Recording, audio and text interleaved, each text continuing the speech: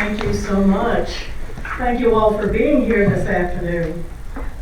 It is absolutely my pleasure to welcome you to this special event and to introduce our esteemed guests. For 45 years, the Heritage Foundation has been dedicated to building an America where freedom, opportunity, prosperity, and civil society flourish.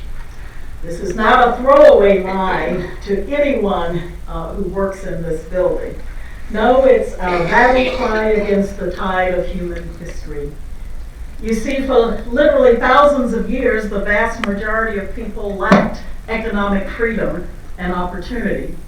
And as a result, they were condemned to demeaning, dehumanizing lives of poverty, sickness, and sometimes early death. A few people controlled most of the power and most of the wealth, and everyone else suffered for it. Thankfully, those days are over for more people today than at any previous time in human history. But we still see instances, such as in North Korea, that serve as a stark reminder of where we've come from and where we could return if we don't remain dedicated to building a better future. That's what the Heritage Foundation is all about, and it's why our Index of Economic Freedom is so vitally important. The index chronicles the advance of economic freedom and its defeat of poverty and privation. With detailed analysis presented in a user-friendly format, the index has served as the go-to resource for policymakers, researchers, and students for more than 20 years. It covers 12 freedoms in 186 countries, revealing the essential link between free markets and prosperity. And as a result, the index has inspired positive policy change around the globe, improving the lives of millions of people. You see, economic freedom leads to better health, longer lives, improved education, and cleaner environments. It expands markets and improves standards of living. And it brings societies closer together in peaceful cooperation that transcends race, religion, and culture. In sum, the index reveals a powerful truth. Governments that respect and promote openness and free markets make their citizens' lives and the world better. And it's for that reason that we are deeply honored that Commerce Secretary Wilbur Ross is with us today. Secretary Ross is not only an extraordinarily accomplished businessman with degrees from Yale and Harvard, and a record of generating jobs and prosperity at more than 100 companies, he's not just a universally acclaimed expert, having been named by Bloomberg Markets as one of the 50 most influential people in global finance. Yes, he's even far more than that. And he not only serves as the Trump administration's principal voice for business, job growth, and economic opportunity, he is a staunch, lifelong believer in the undeniable truth that inspires our work here at the Heritage Foundation every day. That is, with freedom and opportunity, people everywhere can rise up from poverty and be empowered to live healthy, productive, and fulfilling lives. I can therefore think of no better guest to speak at this special occasion than our dear friend at the Heritage Foundation, Secretary Ross. Thank you so much for joining us today.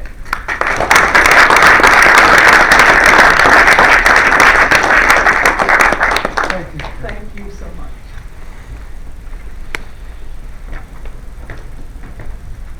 Thank you, Kate, for that very kind introduction. It reminds me a little bit about Henry Kissinger. One time was delivering a speech, and before it he got a very, very elaborate introduction, following which he immediately said, "Given that introduction, I can't wait to hear what I'm about to say." For some 45 years, Heritage Foundation has been a leading advocate for the values we in this room hold firmly: free enterprise, limited government, a strong defense, and a prosperous and secure America. It's a pleasure to be here for the Washington launch of the latest Index of Economic Freedom. I'm here today because I believe that next year, and at least for the next 7 odd years, our position as the United States in the index will hopefully continue to improve.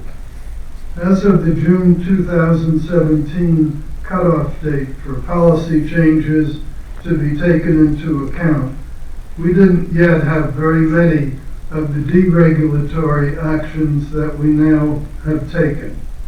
We didn't have many EPA reforms, and we certainly didn't have the largest tax cut and tax reform in history. So we hope that those very specific developments will help propel us up in next year's and in succeeding years. Since the index was created by Heritage Foundation and the Wall Street Journal in 1995, it's become an indispensable tool in promoting the benefits of economic freedom. It is used by governments, individuals, investors, businesses, NGOs, and the media in capitals and C-suites throughout the world.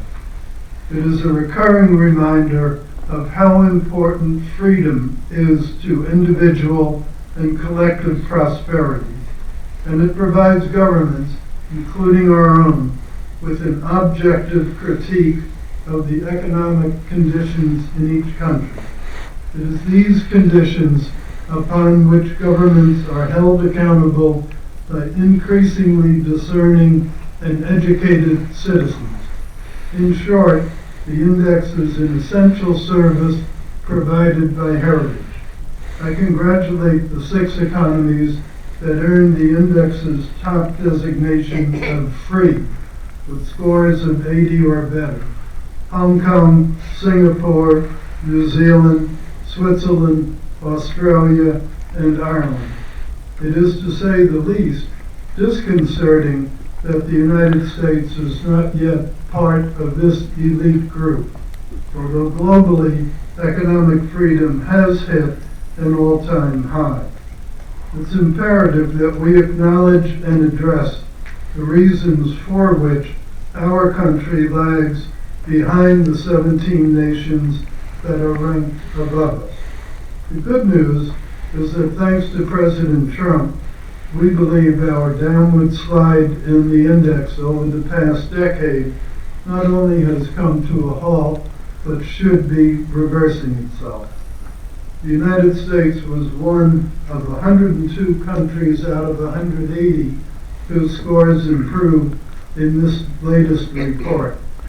But the latest U.S. score of 75.7, about 0.6 of a point above the previous report, is the right direction, but it's coming from a base that was the lowest in the index's history, due to no fault of the present administration. It is an indication that after a decade of economic stagnation and decades of overregulation, we have hit an historical inflection point.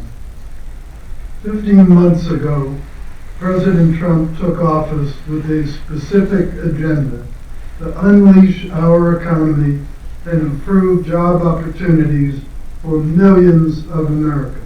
A key element of that agenda was lifting the heavy yoke of government from the backs of American businesses and workers.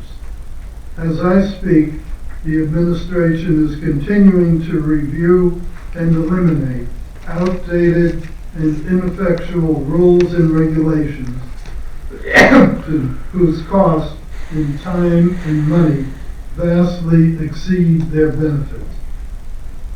The President has mandated that for every new federal rule created, at least 2 of equal value must be repealed.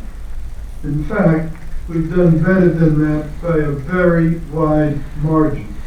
In the last year, the President repealed a whopping 22 regulations for every new one issued. Just today, I and 14 other cabinet members signed an MOU among us implementing the One Federal Decision framework for environmental review and authorization process for major infrastructure projects. That's one of the areas that is the most fiendishly regulated in the country. You may have seen the chart that I have in my office. It's a little taller than I am, and what it contains is the 120 different steps that someone must go through to get a permit for a major infrastructure project. With that many steps, it's a wonder anything ever gets built in this country. It takes years and years to get the permit. One private sector company, Rio Tinto, is a horrible example. It's a good company, but the thing that they've gone through is horrible. They have spent several $100 million in 10 years working to get permit to open what will probably be the world's largest open pit copper mine ever. They still don't have the permission to do it. Now they're a big company. They can afford the hundreds of millions of dollars. They can afford the 10 years. I think how much better off they and everybody would be if they could put that extra few $100 million into projects rather than into paperwork. Because that's what it's been. Paperwork and litigation have been the horrible thing. In addition to deregulation, the tax burden that has stifled growth has also been lifted. As you know, last December, President Trump signed the Tax Cuts and Jobs Act of 2017. President Trump has reduced taxes by $5.5 trillion over the next decade, the biggest tax cuts and reforms in American history. And for the first time in more than 30 years, U.S. companies have a competitive tax rate that will bring prosperity to millions of Americans. We know that it is the private sector that drives the prosperity, not the federal government. Since the reduction of the corporate tax rate on American businesses from 35% to 21%, more than 440 large companies have announced new investments, raises, and bonuses that are directly benefiting more than 4.5 million American workers. And all working families get a well-deserved raise now that they are keeping more of their hard-earned money. The new tax law changes our present or former worldwide system to a territorial system, thereby ending the penalty on companies headquartered in the United States, and it's making their domestic operations more globally competitive. In addition to tax cuts and deregulation, we are taking a new look at our trade relationships with the intent of reinvigorating U.S. manufacturing production and output. We are working to end years of one-sided and unbalanced trade deals that disadvantage U.S. businesses and workers. Other companies simply have refused to play by the rules. Their continuous dumping of government-subsidized products has decimated essential American industries. It threatens our national security, and it saddles our nation with global trade deficits that exceed $500 billion annually. These deficits are draining wealth from our nation. I'm proud of the fact that President Trump has forcefully stood up for the interests of American industries that are essential to our national security. We believe that trade should be fair, free, reciprocal, and free. But free trade is almost like the unicorn in the garden. People talk a lot about it, but it's very, very hard to find it nowadays. Our tariffs are among the lowest of any major country in the world, and we have the least in the way of non-tariff trade barriers. Yet American exporters are plagued by every type of tariff and non-tariff barrier thrown against them, even by our most trusted allies. In Davos recently, I was on a panel with the director of the WTO, the World Trade Organization, and to start things off, I asked him the question, said, if the United States is not the least protectionist big country, please tell me who is. He had no answer.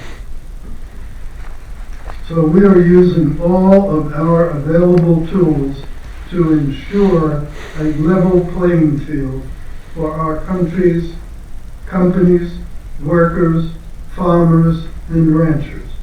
And we're already getting results. Our new deal with the Republic of Korea is lowering barriers to automakers and other key American industries, a major win for the cause of economic freedom. Maybe it will inadvertently push the Republic of Korea up in your freedom index the next year. And we can also see the impact of our economic policies on the whole world. After a decade of stagnation, we're finally growing at about 3% again, something the naysayers said could never happen. The number of Americans collecting unemployment benefits is at a 45-year low. Consumer confidence is at a 14-year high. 2 million Americans have moved off food stamps and onto work rolls. And since Election Day, American companies have created nearly 3 million new jobs. The manufacturing sector is particularly showing renewed strength. In the last year, more than 250,000 new manufacturing jobs were created in the United States, compared to 100,000 manufacturing jobs lost in the final year of the Obama administration. New factories are opening throughout the country. During the first 9 months of 2017, the United States experienced a net addition of more than 4,000 new manufacturing plants. After decades of industrial decline, we have finally turned the corner. None of these positive things were happening before the election of President Trump. So judge him by the results. Judge him by the results, not by mannerisms, not by catchphrases, not by 160-character tweets. Judge the administration by its results. President Trump is unleashing American ingenuity. Now, of course, there's more to do, a lot more to do. This administration is next going to be focused on reducing government spending, something that will require more much-needed reforms. The last spending bill was quite unfortunate.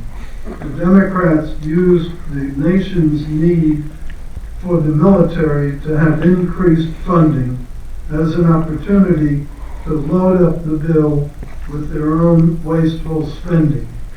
But as the president said, he will never sign such a bill again. Never. We will also continue our march to cut unneeded regulations. We look forward to working with Heritage to get the United States to where it belongs, at the top of the Economic Freedom Index. Again, thank you for inviting me. It's a pleasure to be here. And now we're going to have a little fireside chat.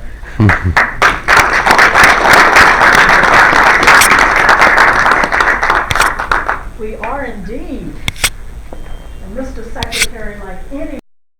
The American troops are coming to the ramparts, and that's what's causing all the kerfuffle with the other countries. We have a little editorial that I wrote in the Wall Street Journal some months ago that we're distributing around. I think it will give you a perspective on trade policy and trade barriers. But while that's being handed out, I'll just cite a couple of little arithmetic instances that you might find interesting. One of the concerns people have is a big trade war with Mexico. Well, we don't want a trade war as such with them or with anyone. But here's the factual background why we're renegotiating NAFTA with them. Pre-NAFTA, every year, the United States had between a $4 and $5 billion trade surplus with Mexico. Any of you have any idea what our cumulative trade deficit with Mexico is post-NAFTA? You think it could be as big as $100 billion? Anybody think so? Okay. Anybody go for 200? You can't bid against yourself. How about 500? Nobody thinks 500. Well, did you misthink 500? The real answer is it's more than $1 trillion. So one result of NAFTA was to create a gap. We went from recurring trade surpluses to $1 trillion in the hole. It's a hell of a good negotiation, don't you think, to accomplish that? So that's why we're doing that. And to varying degrees, same thing is why we're having to re-examine other relationships. Now, I've done business in over 30 countries, on the ground, importing into them, exporting from them. And I can tell you, it's an ugly playing field out there. People do not adhere to the rules. They do not adhere to fair play. And unfortunately, the U.S. got itself into predicaments that it didn't need to. What happened in the immediate aftermath of World War II, it was U.S. policy, and probably not a bad policy at the time, to help rebuild Europe and Asia from the ravages of World War II. Well, that was a good idea. We needed to help them. And at that time, we had trade surpluses, consistent trade surpluses, and indeed we did until into the 1970s. The problem is the concessions that they made to the then struggling countries had no time denomination to them. So concessions that were totally appropriate to make to a Germany, to a Japan, to a Korea, to a lot of these countries back in 1950 are now totally inappropriate, and yet because of what we've signed up for, we have relatively little flexibility. And because our tariffs are so low relative to everyone else, they don't have a lot of incentive to negotiate. So we've been trying to create some incentives for them to do so, and that's what a lot of these trade actions are about, particularly our enforcement actions. Well, Mr. Secretary, we only have time for one more question. Which one would you like?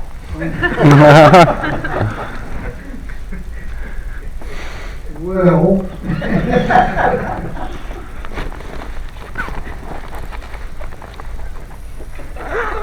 I think I can answer both. The first one I'll answer pretty quickly. This talks about. Oh, would you like for me to read the question? No, sure. The recent budget legislation was a deep disappointment to fiscal conservatives. Well, was to me too, was to the president as well. But as I mentioned in my prepared remarks, the Democrats took hostage our need for national defense. And because the Republican Party was splintered, the only way to get any bill through was to deal with the Democrats. and dealing with them, that brings a price of a lot of things that we would not have even contemplated in the normal course. So we were bludgeoned into it by fragmentation within our own party. What do you say we could do here from the Heritage Foundation? Because yes, the Democrats have a capacity to bludgeon, but then so do we. Sure. Well, I think the best thing would be, one of the problems with people with strong ideological fortitude is that they sometimes let the excellent be the enemy of the good. And that's a trap that I think we all have to avoid falling into, because the choice wasn't between a strong military and a lower deficit. The choice was between that deficit and no big help to the military. So the president had to make a value judgment, and at this point in time, given what's going on in Syria, the atrocities of the gas attacks in Iraq, given what's going on in Iran, given what's going on in North Korea, given what's going on wherever you want, he felt that the single most important obligation he had is to defend the American people and keep us secure. Now that we've gotten that big budget, they're not going to have the same leverage over him next time. But the problem is that with a very fragile majority in the Congress, if our side doesn't hang together, well, then we have to deal with the other side. And that's just a fact of life. So trying to get people to understand that we can't always get everything that's the most ideologically pure at a given moment in time. The President announced today that he's going to be making some efforts at rescission in the budget. Watched it on TV, I was right there with him when it happened. And it was not his favorite day. Nor ours here. I'm sure that comes as no surprise. Oh, no, it doesn't. But the solution to it is not confusing. If we had had 100% of the Republicans voting for a bill, we would have had a much lower deficit built in. So even though they were being very principled and were trying to hold down the budget deficit, so I don't question the motive.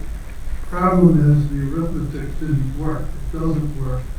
And therefore we had to make this terrible choice. Right. Be tolerant. Not when it comes to deficit. No, well, we hate it too, but would you rather have an army and a navy and an air force that can't defend you? Of course not. Okay, well that's the sell it and solidus kind of choice that we had to make. As I say, you're not going to see that out of him going forward. And hopefully, as we get through the November cycle, hopefully we'll have a little bit better negotiating position. I certainly hope so. We'd all be better off. He is not a deficit druggie by any stretch of the imagination. Then there's the concern about programs like EXIM and OPIC. Those are both very complicated issues.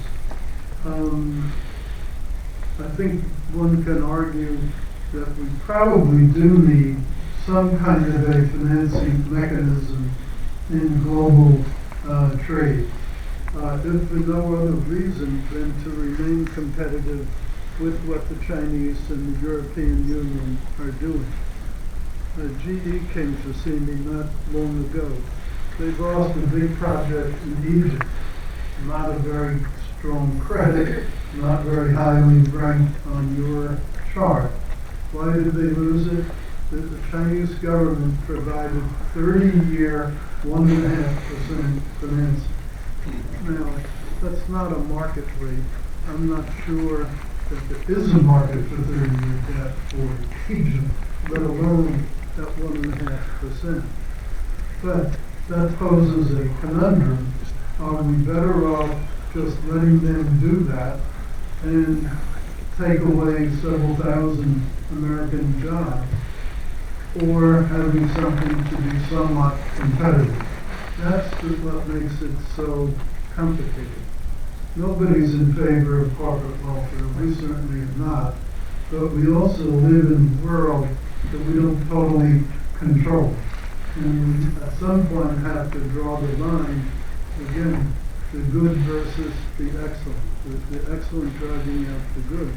Excellent would be neither we nor the Chinese nor anybody else provides concessionary funding. But when other people are doing it, you've got to make the choice. Jobs or doing something your principals don't like you to do. It's a tough decision. It's a tough decision. OPIC is very much the same kind of a concept, just smaller scale. Well, Mr. Secretary, unfortunately, our time is coming to a close, and we here at the Heritage Foundation want to thank you and the President. We know that some of the issues that you face are very difficult ones and sometimes require some tough choices. But please always know that we stand at the ready here to be supportive and appreciate your being here today as we celebrate the release of our index. Well, I thank you, and I especially thank you for your support on the census issue. Absolutely. Absolutely. It's a very, very important issue. Glad to stand with you on that one, and we're just getting started. Good. So thank you so much. Thank you all for joining us today, and we want to show our appreciation to the Secretary for being here.